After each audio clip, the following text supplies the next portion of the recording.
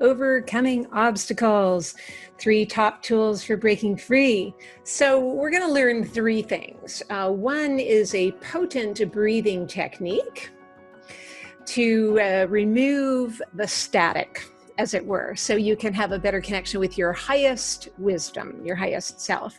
So that's one really cool thing we'll be doing today. And number 2 is a powerful guided process to remove or lessen pain. And that could be physical pain, it could be emotional pain, mental pain, even spiritual pain. So be thinking if there's anything around that would be useful for you. And number 3 is a creative visualization technique to help you make good decisions about how to break free from obstacles. Be thinking about areas of life such as where you're feeling confused about how to make a decision, overwhelmed by obstacles. For example, whether or not to quit a job, whether or not to start a business, how to deal with a cash flow problem you might be dealing with right now, how to find a new place to live, how to heal from a pesky health issue going on for you right now, how to get back on track and feel more on purpose. So I want to talk about what I call heart-based logic. So it's kind of a multi-dimensional way of thinking. And heart-based logic is as opposed to linear logic. So it's combining the best of all parts of your brain. Calculating decisions based on heart logic, as I said, is a multi-dimensional way of thinking rather than linear way of thinking, doing it from just your head, because it actually bypasses what I call limiting programs that may have lodged in your subconscious mind. Now, your heart is connected to, I believe, your soul, your eternal self, and therefore you can tap into your extrasensory perceptions. It's also a more highly evolved part of your body-mind system that can look at issues and consider a much wider variety of consequences. So you may have been familiar with the book Blink, where Malcolm Gladwell studied the decision-making ability of people who can easily access something in the blink of an eye and be entirely accurate, such as whether or not a piece of art was a fake or not, or how to instantly make a decision so that you avoid being killed in battle. And so that's what I'm talking about here with heart-based logic. It does require consistency and dedication.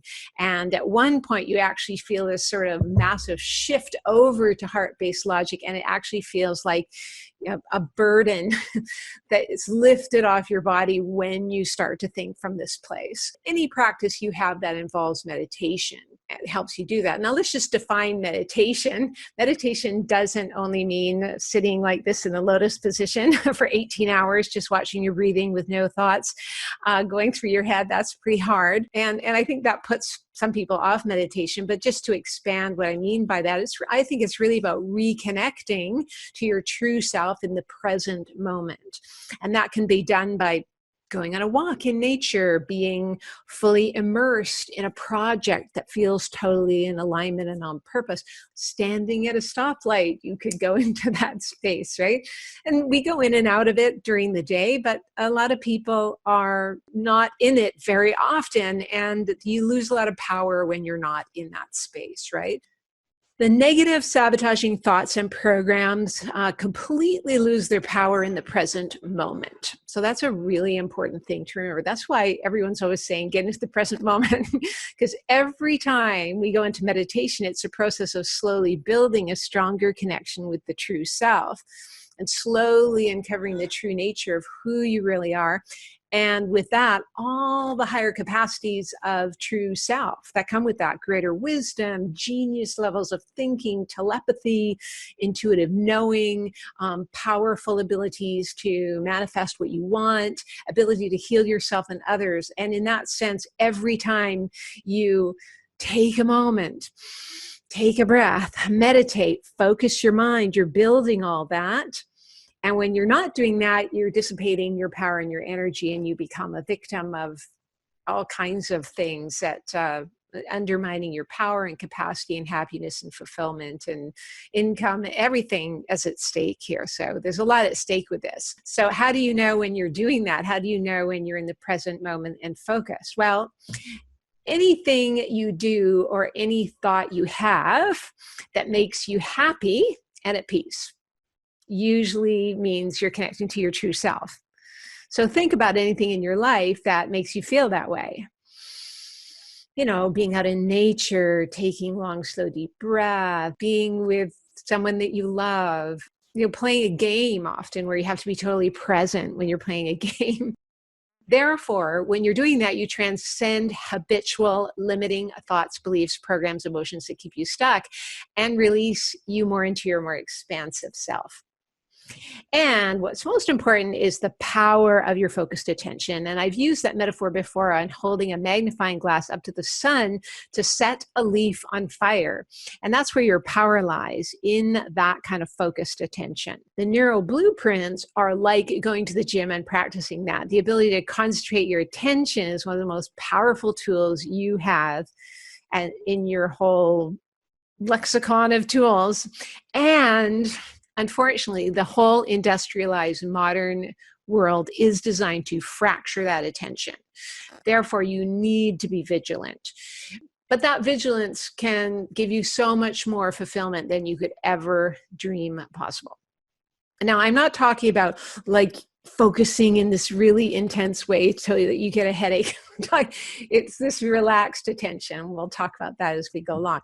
So as we said before, multitasking can be good when the mind is strong and you know when to stop. But if you can't stop and if racing thoughts own you and all your tasks are just, you're so absorbed in all that stuff all the time, then your whole system, as I said, becomes weakened and kind of enslaves you to the programs, to the limiting beliefs. So if you find your mind wandering when doing any kind of meditation, especially the blueprints, all you need to do is gently bring it back into focus. And this is one way, the neuro blueprints, of you practicing having more control over your mind. And thoughts are like those clouds floating by, so you just let them go by. Don't hold on to them. You don't need them. And the monkey mind will try to convince you that you do need to be ruminating on these thoughts, but that's just not true.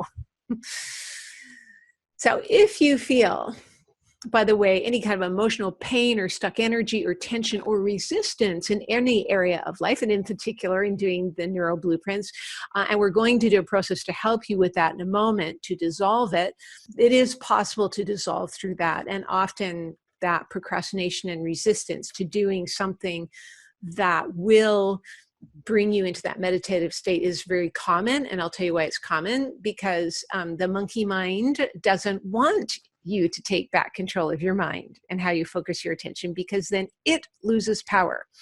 But you are the boss. And you are 1,000 times stronger. And as soon as you know that and own it and use your authority in a clear, gentle, yet powerful way, that monkey mind can't win. And that knowing alone and owning that will change your entire life.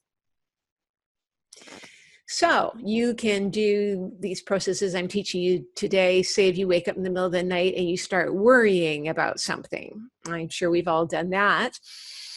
And so all three of these tools, you can use it for that. Or just if you find you're just in a negative state of mind about something and ruminating about it, you can do it then. Or you just feel stuck or in an indecisive mode.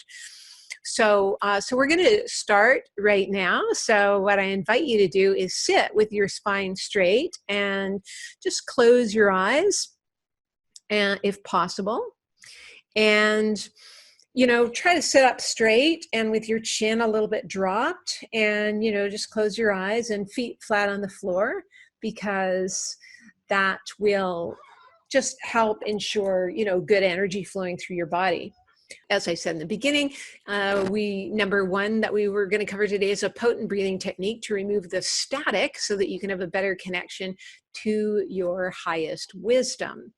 So this will increase the relaxation hormones and decrease stress hormones. And the best kind of breath for that is where you constrict the back of your throat, and it's called Ujjayi pranayama breathing. And you might be familiar with it if you've ever done yoga. I also call it the Darth Vader breath. Remember how it would be like, It involves constricting the back of your throat as you breathe. It's like when you whisper, like just say the word whisper right now and feel what's happening at the back of your throat. You will automatically constrict the back of your throat. So if you think you can't figure out how to do it, that's how you do it. So if you constrict the back of your throat while you breathe in air through your nose, it's that Darth Vader sound. And as you exhale as well. So you want to constrict the back of your throat both while the air goes in and as the air goes out. And the reason to do that is it opens up these deeper capillaries. As I was showing you here, goes really deep into the smallest capillaries, which is super important if you want to help clear out pollution, toxins, buildup of stress hormones, and then fill those capillaries with that fresh oxygen, which relaxes your body.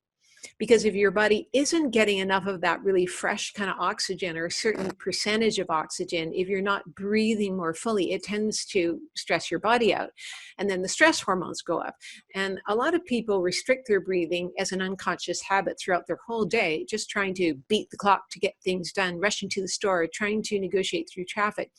So anything you can do to counteract that as often as possible is going to help your entire body-mind system, because the more you relax, you are, well, better at everything.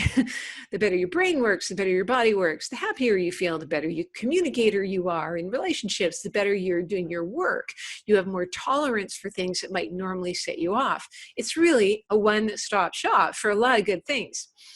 So let's do that breath a few times. So breathing in, constricting the back of your throat to the count of 4, and just hold it for the count of 4, and breathing out the back of your throat. Let's do that again. Breathing in to the count of 4, constricting the back of your throat. Hold for 4 and exhale. And inhale. Hold for 4 and exhale for 4. Let's just do that 2 more times. Inhale for 4. Hold for 4. Exhale for 4. One last time. In for 4.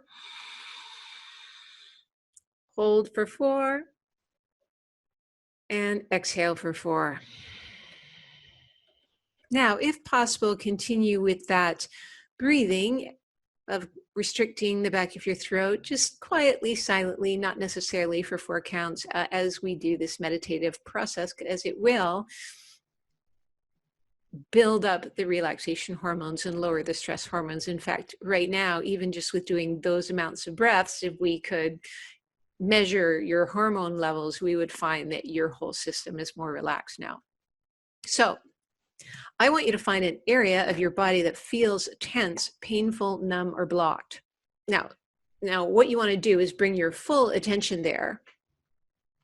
So whatever it is, in the back of your neck, or in your arm, or in your stomach, or your solar plexus, or in your heart, or in your head, just pick one area.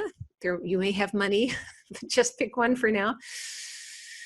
And what I want you to do is you're going to breathe right into the center of that area. And you may have done something like this before. And what I really want you to do also is, with your intention and attention, bring compassion, acceptance, understanding, and love to that area. So, right now I'm going to pick my right shoulder. So I'm just breathing right into wherever you feel the core of that tension is, and just bring in, with that breath, just this full acceptance of that pain, that tension, that blocked energy, just being there, total acceptance. Just as you breathe in, just fill and surround it with love, compassion, empathy. Just go there with your attention and attention, because what most people do is they're trying to go away from that, and that can actually freeze you up there even more. So the in breath is that full compassion, acceptance, and understanding, and your out breath is then letting go of anything that's ready to be let go of. So let's do that again. In with the compassion, love, and acceptance, and out with the tension. And to symbolize this letting go, you can put your hands into fists and then let go of your hands. And that will kind of symbolize the letting go of that tension as well. So you don't even have to understand what this tension or blocked energy is about, or pain, or where it comes from. All you need to do is take your attention there, which is like the sun magnified through a magnifying glass, burning it away. And it's not a burning away based on a fighting it, it's a burning away based on a deep and full acceptance first. Because usually these kinds of tensions, numbness, fears, stuck emotions, stuck energy are places where the love or the self-acceptance has been cut off. And now you're just restoring that. And so it frees your body-mind system up to go back into harmony and reintegration again. And so let's do that again. See the breath go right into the center of that sensation. Deeper, deeper, deeper, right into the heart of it. Hold that love and acceptance there. And then, like the sun melting away an iceberg and flowing it back into the water again. Breathing deeply into the heart of it and letting it out. And again, you can symbolize this letting go by making fists with your hands and completely let the tension go.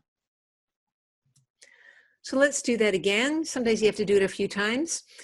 Sometimes it works the first time, but a few times might be more the trick, depending on how long that tension's been there. So again, breathing right into the heart with your Ujjayi breath. Bring your love and attention and understanding and acceptance and let it go. Okay. Now, you can give a command to your subconscious to keep this process going on autopilot until it's complete, to just complete the whole process. And it'll keep going throughout the day, maybe throughout the night as you sleep, in the background. And you may also decide to steal a few moments throughout your day to do this little process again. You can do it when driving, obviously keep your eyes open, but when making a meal, when you feel tension building up, and lying in bed, anytime you're feeling negativity or tension or pain somewhere in your body. Because often it's the resistance and the fear of the sensations that's 90% of the tension and the pain anyway. And once you fully allow that sensation to be there, the actual feeling is small and much easier to deal with. It's like, let's say going swimming in cold water. You put your toe in and your whole body freezes up with resistance and you don't want to go. But if you just keep wading into the water, the body adjusts itself, and then often you're completely invigorated and so happy that you jumped in the water.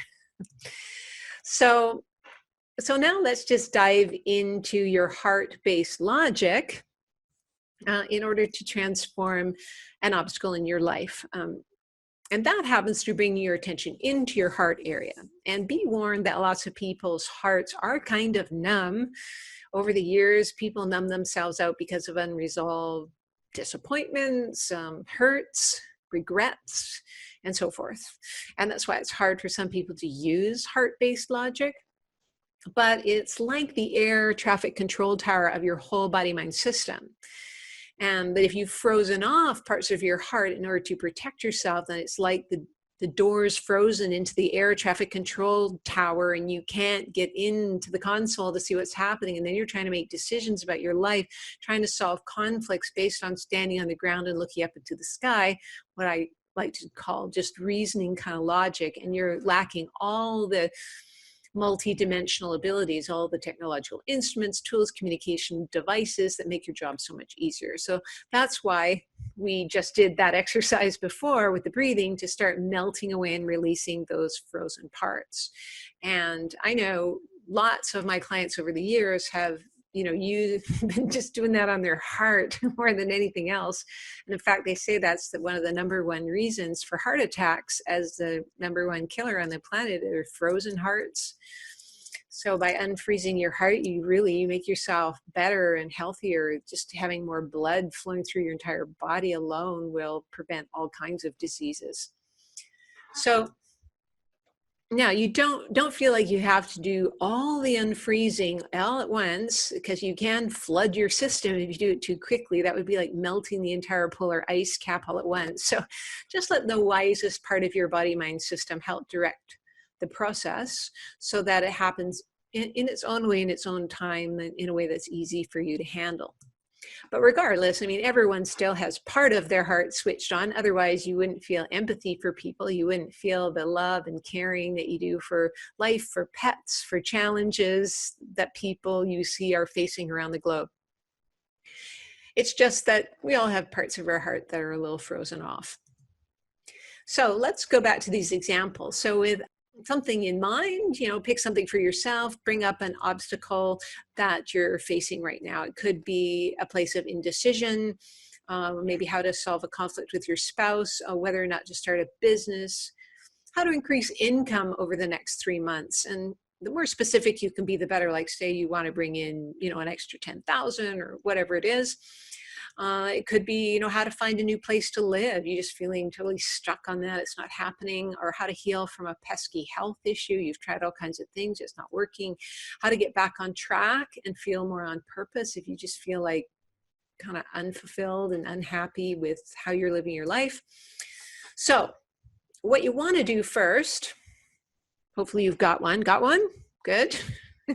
Just pick one for now. You might have many, but you can use a different one each time you listen to this. So create a symbol for that obstacle. For example, you could see an image of your spouse. You could see $10,000 written inside a circle, or you could see the logo of your new company. So just pick an image in your mind that'll help you do this process. Now, imagine you could sort of shrink yourself down and go right inside your heart. And inside your heart is kind of like the air traffic control center room at an airport. It's circular, and there's lots of consoles and screens and windows looking out in all directions as airplanes go by. And I want you to see one big main screen in front of you. And there you are maybe sitting at a seat, maybe like, the Captain Kirk big pilot seat on the Enterprise in Star Trek. And so you're sitting there, and you're in the center of your control center, where you can access your heart-based logic. You can access your greatest possible wisdom, where you can see into the future as to what might be the right path for you to take here, whereby you're able to consider the best for all concerned in a big decision that might affect a lot of people, and have access to knowledge that's beyond your conscious ability now. So that's the power of this. It's the notion, the philosophy, that actually we can tap into the greater wisdom in the world, the ability to know what would be the best for all concerned, especially if you're going into it with good intention.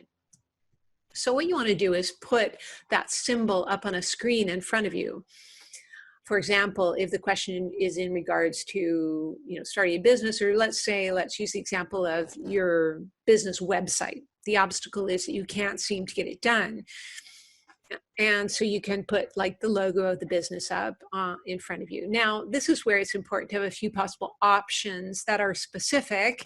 It makes the process much easier. So for example, one choice is to stay with your present web design firm, who seems to be taking a very long time in doing things that you don't like, or getting rid of them and hiring another. So on the first screen, you might put a symbol of the first web designer. It could be their company logo or an image of the person, just in your mind's eye. And then you want to focus on that image with the intention of knowing whether or not to continue the process with this design company. Now, with the brightness of the image being a yes and the darkness of the image being a no, So maybe you see the image get brighter, very bright, and then you would kind of know that would be a yes. And then maybe you put up an image of the person or company logo of the new designer you're thinking of moving over to, and maybe you see that image get darker, and that would mean a no. So it's important to sense also into not only the visuals, but also a physical feeling, such as a sense of alignment, groundedness, and containment if it's a yes, or a sense of misalignment, ungroundedness, or lack of containment if it's a no. And also emotional feelings. If you get a sense of happiness, excitement, rightness, it's a yes. And if you get a sense of unhappiness, dullness, wrongness, it's a no. And also some people might also get written words. So they might see the word yes pop up or see the word no pop up, or some people hear spoken words such as yes or no, and some people receive their information in multi-modalities in many ways, and the more ways you can receive your information, the better. But start with what feels accessible for you at this time. Now, what if you get a mixed response or no response? Now, it might mean you're asking the wrong question. Then you might want to change the question, maybe to add a third option, add in a specific timeline. For example, with one of my clients, it was important for her to continue with her present designer up until they completed the homepage, and then switch over to the second designer when it came to creating a more complicated membership site and back end. So these other kinds of questions will start to become clear to you once you're really focusing your full attention on this area. So just trust that you will kind of get this sense of, okay, how do I have to change the question to get the right answer? Because a huge part of this process is actually choosing the right question. And you kind of do have to do that through trial and error until you get a clear yes or a clear no. Now, you might have other biofeedback techniques that you use. Some people use muscle checking, some people use dowsing, some people, just get a gut feeling. Either way, whatever works for you, just get really good at sensing into that and making sure it's not being messed with. Like, for example, if you do know muscle checking, which I know, if you're sitting next to a computer, it doesn't work anymore. It throws off your electrical system. It's whereby you're pushing down, like on your arm, to test the deltoid muscle. And if it's strong, you get a yes. And if it's weak, it's a no. But again, if you're in a lot of electromagnetic field energy, it can actually mess it up, and they've tested this scientifically. So you have to make sure your biofeedback, you have to be hydrated, you have to be in a good state of mind. It's harder to do this if you've got a really strong emotional negative agenda about something. But play with it, and get yourself to this relaxed place first, and then of course it will work better. I've been using these tools for probably over 15 years now, and I can do it very quickly on a phone call with someone, and they're offering me, say, an opportunity to speak at an event. And I used to kind of make decisions based on just one thing, where it was or who it was for. But now I can tap into all these multimodalities by immediately going into a relaxed place and know, especially if you have to make a decision at the last minute, and be able to make that really good and important decision. Until next time, thanks for listening.